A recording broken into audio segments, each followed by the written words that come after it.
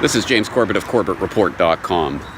In 2006, a 15-year-old high school student from Albuquerque, New Mexico, won third place in the Intel Science and Engineering Fair for her project on slowing the spread of an infectious pathogen during a pandemic emergency. Using a computer simulation that she developed with the help of her father, she argued that in order to slow the spread of the disease, governments should implement school shutdowns, keep kids at home, and enforce social distancing. Incredibly, that third place high school science fair project can be tied directly to the lockdown policies being implemented by governments around the world today.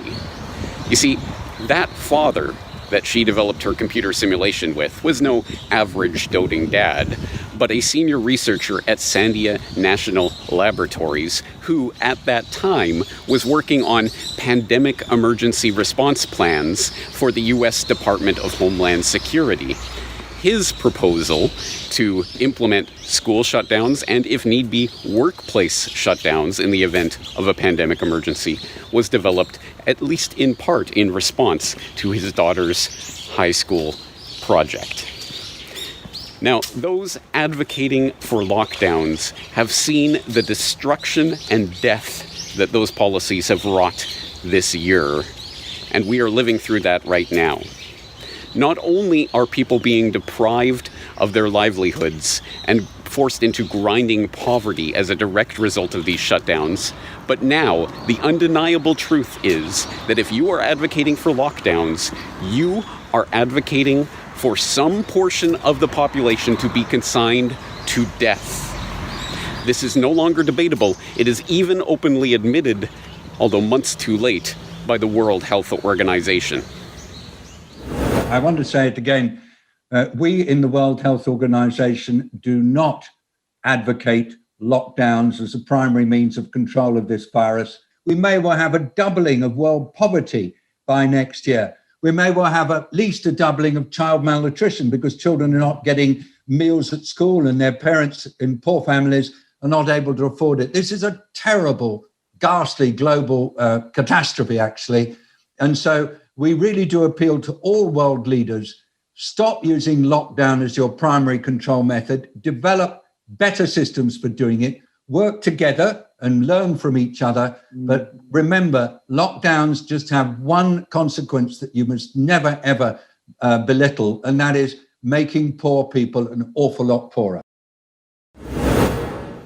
This is the point at which, no doubt, I'll be expected to produce the data to back up the non-controversial observation that lockdowns kill, even though that data will do precisely nothing to penetrate the consciousness of those who have already decided that they occupy the moral high ground for advocating locking billions of people around the globe as prisoners inside their own homes. But persevere I will. I'll point, for example, to the letter signed by hundreds of doctors calling the lockdowns themselves a mass casualty incident and exhorting politicians to end the shutdowns. I'll point to the research that shows that thousands of people will die because of delays to cancer surgery treatments as a result of the medical shutdowns. I'll point to the research of the Well-Being Trust showing that 75,000 Americans are expected to die deaths of despair, including alcohol and drug misuse and suicide this year alone as a result of the lockdowns. I will point to the research of The Lancet showing that 265 million people are expected to be thrown into severe food insecurity as a result of these lockdowns. I will even point to the research showing 125,000 children are expected to die from malnutrition as a result of these lockdowns. But as I say, none of these deaths will matter to those who have already decided that they are right and virtuous for advocating locking vast swaths of the human population inside their own homes to starve to death in the name of slowing the spread of a disease that even the epidemiologists who have been wrong about everything this year tell us will kill less than 1% of the infected. Yes, slowing the spread, not stopping the spread. This was never about stopping a pandemic. Even the lockdown advocates never advocated that, but somehow that has been forgotten, and 15 days to flatten the curve has turned into a never-ending carte blanche for the biosecurity state to implement any number of draconian policies on its population, any number of policies on the checklist of the would-be dictator, not only locking people inside their own homes, but constant surveillance of the population through the contact tracing and tracking apps that are increasingly being implemented around the globe, and inevitably the proposals for mandating the experimental vaccines, which agents of the state will forcibly inject into people against their will. This is not acceptable. We cannot allow this to stand. If we forsake this, our most basic right, the right to step foot outside of our own homes, then we forsake our humanity itself. An important part of what makes us human is being taken away from us in the name of stopping the spread of COVID-19. But there is good news for those who have managed to retain their sanity in the time of insanity. We do not need a complicated plan in order to subvert this agenda. We do not need special deputization or to ask permission from the government. We do not need to join any particular political party or even any particular protest movement. All we have to do is disobey these unlawful orders. The persistent anti-lockdown protesters said they will not forget Melbourne's strict 112-day measures as they took to the steps of Parliament. They carried signs saying don't trust the government and chanted for police to join them in their rally. I've lost friends, I've lost family who've killed themselves. I've seen clients die because they've lost their livelihood. I'm sorry to hear that. I know you are, and I'm asking for you to guys have some compassion. Can you arrest us all?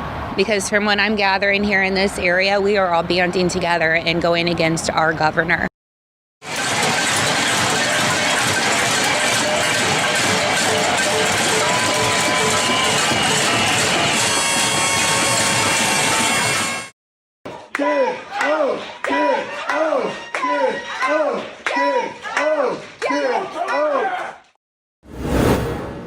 If you have managed to retain your sanity during this time of widespread insanity, I applaud you and wish to assure you that you are not alone. Many, many people all around the world are defying orders.